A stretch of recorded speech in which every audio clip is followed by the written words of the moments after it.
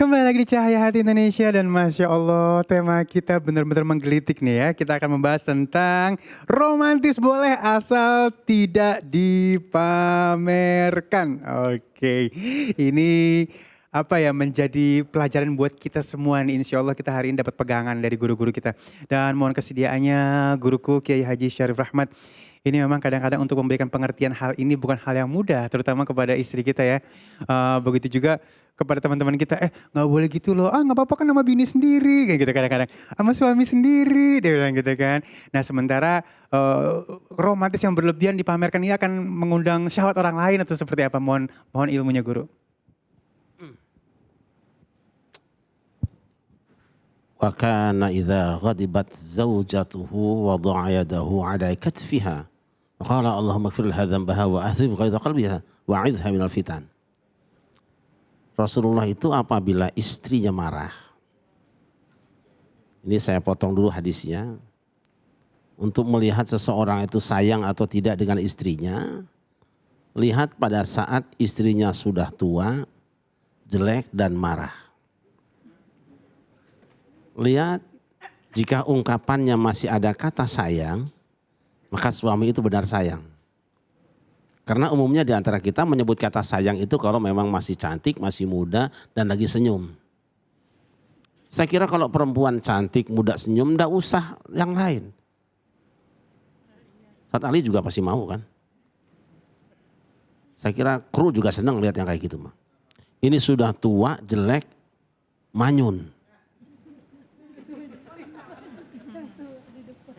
Apa yang diambil. Tapi Rasulullah dari awal pernikahan sampai akhir hayatnya dia kerjakan ini. Idza ghadibat zaujatuhu, apabila istrinya marah, wada'a yadahu 'ala katfiha, beliau letakkan tangannya di atas pundaknya, plek.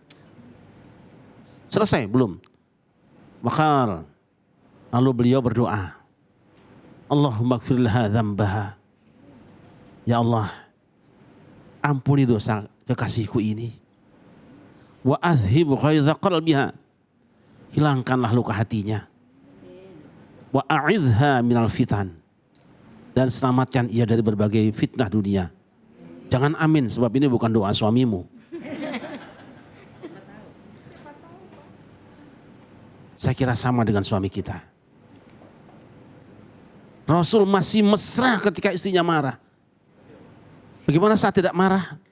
Kemesraan, keindahan cinta seseorang bisa terlihat dari ucapannya. Rasul panggil Aisyah dengan apa? Ya Humaira. Wahai wanita yang pipinya kemerah-merahan. Indah di sini, mesra di sini. Bahkan ada hadis menyebutkan, bahkan Rasulullah qabbala ba'dhu nisaihi summa qama lis-salah wa lam yatawadda. Rasulullah pernah mencium istrinya di hadapan sahabatnya, kemudian sholat tanpa berwudu lagi. Masya Allah. Mau sholat cium dulu istrinya. Ini yang kemudian oleh para ahli fikih, para fuqaha dijadikan dalil, katanya sentuhan laki perempuan tidak batal. Tapi nanti mazhab Syafi'i yang mengatakan bahwa lamastumun nisa, nyentuh perempuan itu batal, ada dalilnya. Ini bukan tempat kita bahasan. Tapi ini menggambarkan betapa Rasulullah itu begitu mesranya dengan istrinya. Wah, mau sholat saja peluk dulu. Apa namanya? Cium pipinya dulu. Nah, tentu berbeda kalau cium pipi sekarang mungkin tidak batal karena istrinya kan bedaknya juga tebal. Enggak sentuhan kulit. Ini kadang-kadang Kiai istri orang salah dicium. Nah itu dia. Ya karena yang di rumah sudah tidak menarik lagi. Ini kemesraan Rasulullah. Indahnya luar biasa. Tetapi jangan sampai kemudian tindakan-tindakan kita mesra dengan istrinya itu kemudian mengundang syahwat orang lain. Sebab apa? Yang Rasul tampilkan itu supaya dicontoh. Betapa aku mau menghadap Allah pun tidak melupakan istriku. Betapa saat istriku sudah tua pun sedang marah pun aku tetap mencintai dia. Terkadang kita terlalu sedikit mengatakan kata sayang pada dirinya kan. Saya kira itu saja sedikit, nggak usah banyak-banyak ya.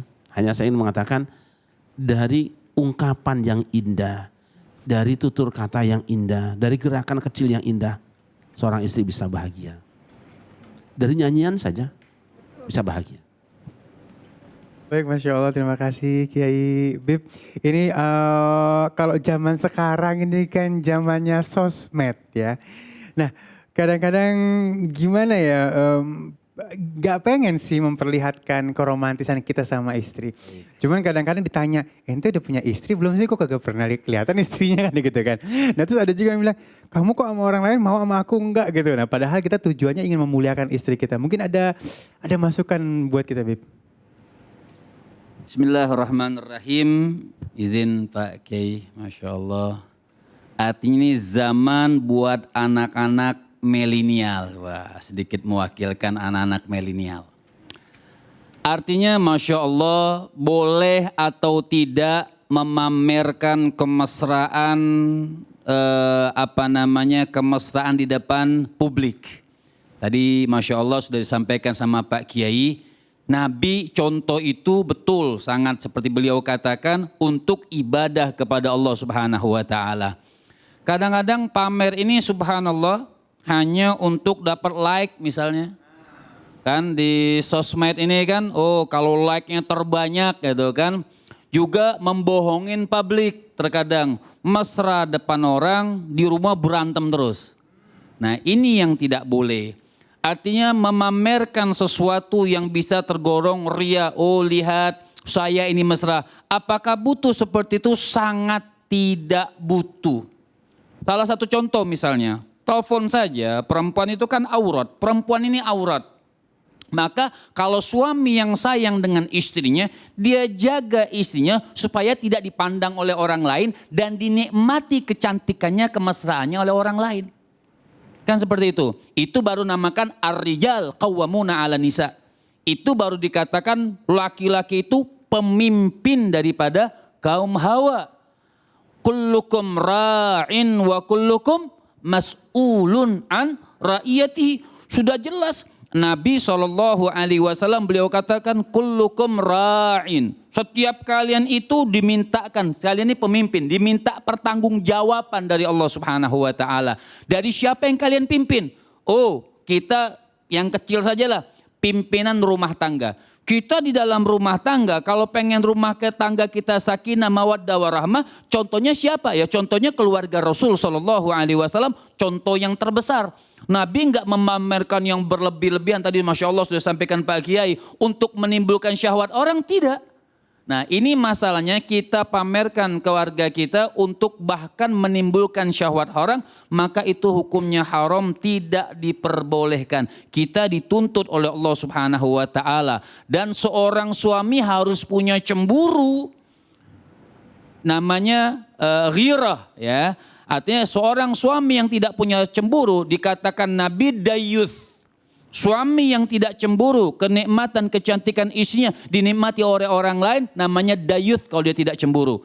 Dayuth ini apa? Jangankan masuk surga, cium bau surga pun gak dapat. Ini namanya dayuth. Ya. Jadi pasangan kita ini, istri kita jaga. Istri kita ini kita jaga sebaik-baiknya, auratnya, kehidupannya, nafkahnya. Itu baru memuliakan istri, bukan mengumbar kemesraan. Nah ini mengumbar kemesraan, subhanallah kadang-kadang mengumbar kemesraan 2 hari, hari ketiga cerai. Nah ini kan masalah. Jadi kita ini semua dikaitkan mencontoh apa yang diajarkan oleh Rasul SAW. Boleh foto bareng tapi tidak tabarruj. Artinya boleh sekali-sekali foto bareng tapi tidak terbuka-terbuka. Misalnya tidak sampai orang itu memandangnya sampai menimbulkan syahwat. Memang oh kan istri saya. Betul istri Anda. Mata nih mata orang. Artinya yang kena dosa semua orang, memang istri kita. Tapi kita pun mengizinkan seperti itu, maka tidak diperbolehkan. Seorang istri juga misalnya seandainya kata suami, ayo kita foto. Apakah istri itu wajib menerima? Tidak.